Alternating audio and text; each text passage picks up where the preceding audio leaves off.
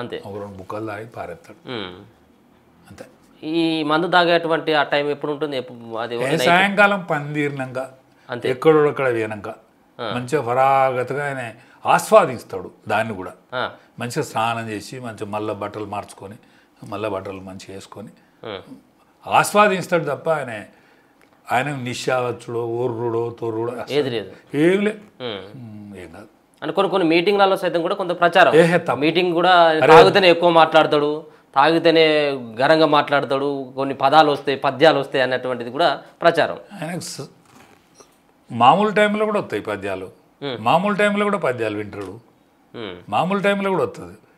నేను మన తొలి వెలుగు ముందట ఈ కాంచెల్లిది స్టాప్ కావాలని చెప్తానా. ఆయన పొద్దున్న దాకా తాగడు, మీటింగులలో తాగడు, పనంతా తీరినాక రాత్రి తాగుతాడు. ఆయన పండుకునేంత మందం తాగుతాడు, పండుకునేటప్పుడు కూడా ఏమి తినడు, పొద్దుగాలనే ఒక బుక్క గంతే తింటాడు, మధ్యాహ్నం ఏదైనా గింత సిరిదిండి తింటాడు. కానీ ఇంకా ఆయన మీద ఈ కోణంలో బంద్ చేయండి. మీరు అంటే మీరు ఆయనతో పాటు కూకొని సిట్టింగ్ నేను సిట్టింగ్ చేసేది, ఆయనతో సిట్టింగ్ చేసేది. అందరు ఎక్కడో అక్కడ లేచిపోయినాక మేము ఇద్దరం కలిసి ఉండేది. అరే నేను కాదే, నేను ఒక మాట చెప్పాలి, నాకు ఇంత కోపం వస్తుంది, అది వస్తుంది, ఇది వస్తుంది అంటారు కదా. చిన్ననాడే మా తండ్రి దూరం అయింది నాకు, మా తమ్ముడు చనిపోయాడు, మా చెల్లె చనిపోయింది, మా బావ చనిపోయాడు, నన్ను పెంచిన తండ్రి, నా తండ్రి దూరం అయిండు, నన్ను పెంచిన తండ్రి చచ్చిపోయాడు, మా అమ్మ చచ్చిపోయింది. ఇవన్నీ కూడా నేను కేసీఆర్తో అనుభవించిన పూర్తి చేసుకున్నా. నేను నిజం చెప్తాను, ఆ లోటు తీర్చిండు ఆయనతో తీర్చి. నన్ను రాజకీయంగా ఎందుకో ఎదగనేలే ఆయన, కానీ నేను అడగలేదు ఆయనను, కానీ ఆయనే అన్నాడు ఇయ్యలే. నన్ను విజయశాంతి వచ్చినాడు పార్లమెంట్కి అన్నాడు, విజయశాంతి వచ్చినాడు పార్లమెంట్కి అన్నాడు. దాని తర్వాత నేను రాజ్యసభ పంపుతా అన్నాడు. యాదవులకే ఇస్తా అంటే నేనే మీటింగ్ పెట్టిన, ధన్యవాదాల మీటింగ్ నేనే పెట్టిన, తెల్లార వరకు పేరు మార్చిండు. దాని తర్వాత నేను ఎమ్మెల్సీ చేస్తా అన్నాడు, పోనా ఇక నీదే అన్నాడు. దాని తర్వాత శ్రీనివాసరెడ్డిని చేసిండు. మరి ఎన్నడూ ఏం అనలే నేను ఆయనను, నాకేం పదవి ఇవ్వలేదని ఎన్నడూ కూడా అనలే. మరి ఎందుకు ఏ కోపం మీద బయటకు వచ్చింది మరి మీరు? కోపం కాదే, కానకపోయా, మాట్లాడకపోయా, నేను పోలీసు వాళ్ళ దగ్గర పోయి నా లిస్టులో నా పేరు ఉన్నదని చూసుకోవాల్సిన దుస్థితి ఏర్పడే. ఏం చేయాలి చెప్పండి? అందరూ నన్ను ఏలాన్ చేయబట్టి, రాజన్న గొడ్డు చాకరీ చేసిండు, రానిత్తలేడు, మాట్లాడతలేడు, ఎవరికి కాంతలేరని చెప్పబట్టి కొంచెం ఇజ్జత్దారుని కదా నేను, గొల్లీలలో పుట్టినా కదా.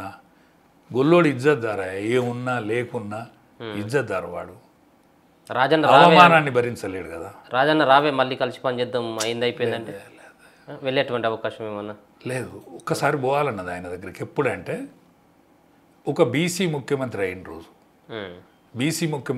రోజు, ఒక దళితుడు ప్రధాన పాత్ర పోషించిన రోజు, నువ్వు రిజెక్ట్ చేసిన వాళ్ళందరినీ కూడా ఒక హై లెవెల్లో చూసిన రోజు.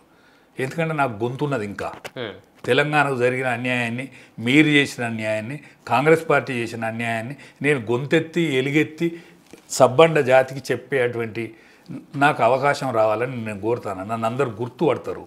అందరూ ఇవాళ మీ వీడియోలు కూడా అనేక మంది చూస్తాను నేను మాట్లాడే మాటలు. నాకు తెలంగాణ మీద భాష మీద ఉన్న పట్టు, నా యొక్క ఆసక్తి, నా యొక్క పట్టుదల, నేను తెలంగాణను చూడాలి, తెలంగాణ వస్తుంది అనేటువంటి ఆశకు నేను పుట్టి పెరిగిన సంస్కారం నేర్పినటువంటి బీజేపీని ఇడిచిపెట్టి వచ్చి టీఆర్ఎస్లో మిళితమై ఒక కుటుంబ సభ్యునిగా మెదిలి ఇన్ని రోజులు గడించిన, అవమానాలు భరించిన, ఆర్థిక పరిస్థితులు ఎంతమాత్రం లేకున్నా నేను అఘోరించి బతికిన, ఇవాళ ఆర్థిక స్థితిగతులు నాకేం మంచిగా లేవు, అయినా నాకేదో భగవంతుడు ఇస్తాడు, నాకు వెళ్తాంది. ఇప్పటి వరకు నా బట్ట మాత్తలేదు, నా కారు డ్రైవర్ ఉన్నాడు, నాకు కారు ఉన్నది, ఇప్పటి వరకు మంచిగానే ఉన్నా, కష్టాలు ఎన్నున్నా మంచిగానే ఉన్నా.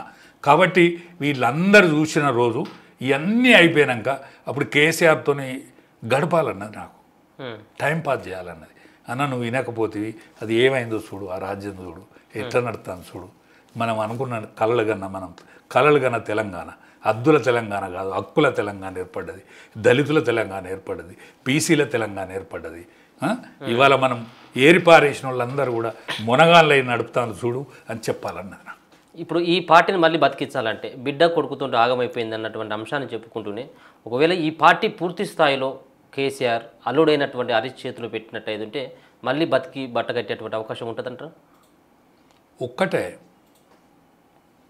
మనస్ఫూర్తిగా కేసీఆర్ మనస్ఫూర్తిగా చెప్పేంతసేపు హరీష్ రావు నిర్ణయం తీసుకోడు. అరే ఇది ఆగమైపోయిందిరా, నేను ఈ పోరగాలను తీసుకొచ్చుడు కన్న సంతానాన్ని తీసుకొచ్చుడు తప్పే అయింది, ఇక నువ్వన్న దిశానిర్దేశం మనల్ని నమ్ముకొని ఉన్నోళ్ళు ఇంకా ఉన్నారు వాళ్ళని కాపాడు అని ఆయనకు ఈ బీఆర్ఎస్ బ్యానరు కవిత కేసీఆర్ ఉంచుకోవాలి. టీఆర్ఎస్కి ఏమైనా అవకాశం ఉంటే టీఆర్ఎస్ను హరీష్ కప్ప చెప్పాలి. హరీష్ కప్ప చెప్తే ఈ మహారాష్ట్ర ఆయన చూడు, మహారాష్ట్రలో 3 పార్టీల కలయికతోటి ఇవాళ బీజేపీ గవర్నమెంట్ ఏర్పడింది. అక్కడ ఇవాళ కాంగ్రెస్ పార్టీలో ఉన్నటువంటి వ్యక్తులు కూడా కాంగ్రెస్ పార్టీలో మంచి వ్యక్తులు కూడా ఉన్నారు, అందులో లేరని కాదు, వాళ్ళందరూ కూడా తెలంగాణ కాంగ్రెస్ పేరు మీద ఒక పార్టీ బ్యానర్ పెట్టుకొని వాళ్ళు కూడా ఒక వేదిక నిర్మాణం చేసుకొని మన అందరం కలిస్తే సునాయాసంగా ఒక గొప్ప తెలంగాణ ఆవిర్భావం, హక్కుల తెలంగాణ, హద్దుల తెలంగాణ, ఇంకేమైనా లోపాలు ఉంటే అవన్నీ సరి చేసుకునే తెలంగాణ వస్తుందని నేను సీనియర్ వ్యక్తిగా భావిస్తాను.